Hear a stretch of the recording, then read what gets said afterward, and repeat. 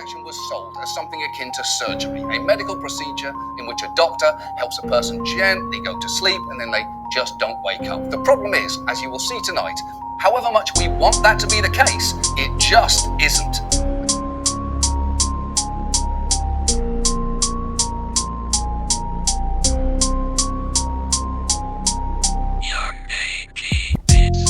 Drugs in 3 steps. First, they give an anesthetic to put the inmate to sleep.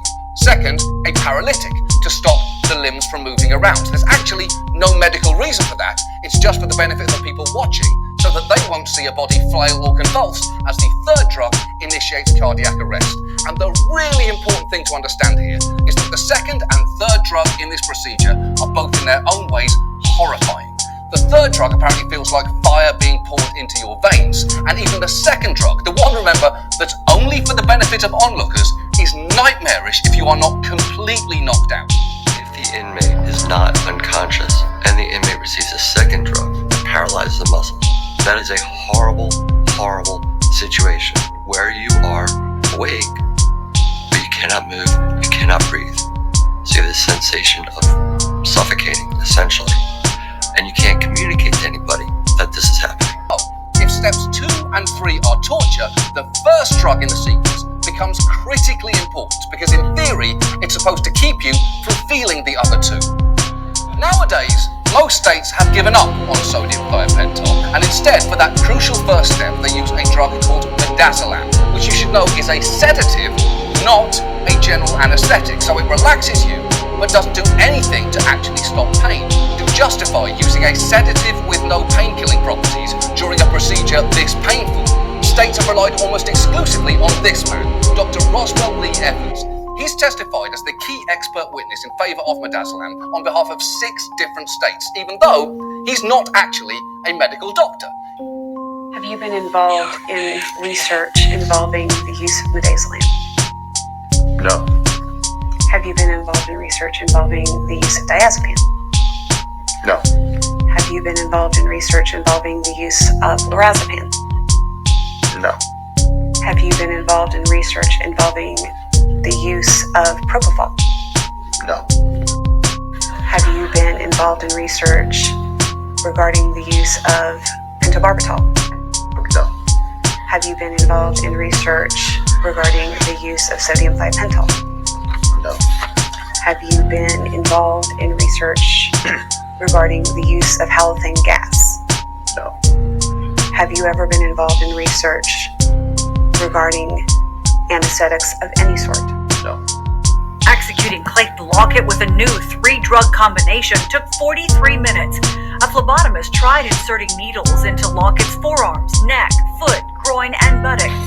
Minutes after the execution began, Lockett's attorney, there is a witness, says his client kept trying to raise up and at one point even said something's wrong.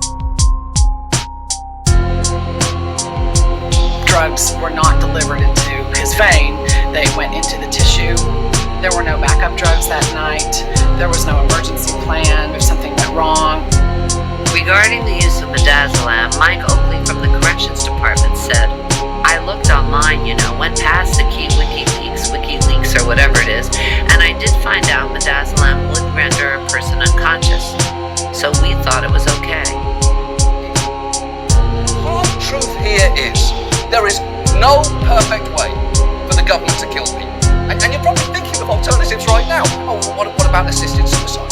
Can't we just do the same thing with executions? Well, no. It's harder to kill a healthy person than someone near death. Besides, remember, doctors and drug companies won't be involved in executions. Okay, well, what about just overdosing them on opioids? Well, we've actually tried that, and one execution took 2 hours with the inmate gulping like a fish out of water. What about cyanide? We tried cyanide gas in 1992, and it was so horrifying the Attorney General vomited, and the prison warden claimed he'd resign if forced to conduct another one. I could list methods all night long. The latest idea is nitrogen gas, which seems like it's got problems of its own. But at the end of the day, coming up with different ideas to do this is a bit like coming up with positions in which you'd feel least guilty fucking your mom.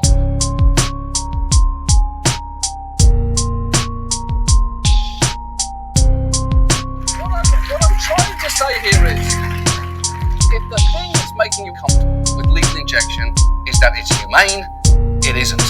Because the fundamental fact to understand about lethal injection is it is a show.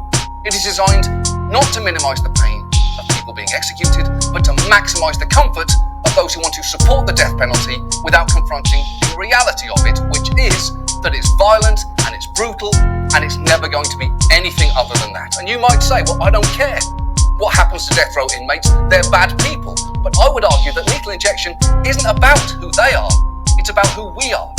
And if, after everything you've heard tonight, you still think we should be the kind of society that tortures people to death in this manner, then I guess you're arguing that we should be like someone who looks at that list of reasons not to fuck their mom and does it anyway. Which is really just a long way of me saying if we keep executing people by lethal injections or any other method, we are some real motherfuckers.